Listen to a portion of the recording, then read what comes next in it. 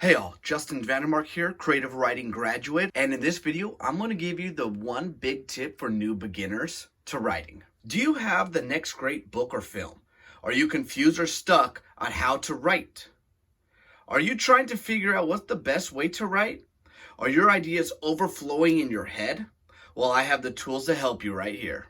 Most beginning writers are really confused on where to start. They have so many ideas and they're just like, which way? What direction should I go in? And there's a very simple answer to that.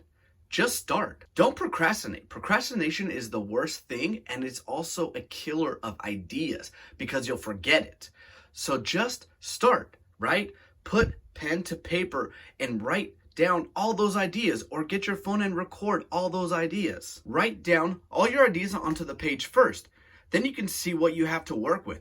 From there, you can see the story structure, start building the characters' worlds and the characters. And this is the beginning to writing your story, guys. My name is Justin Vandermark, and I'm a creative writing major.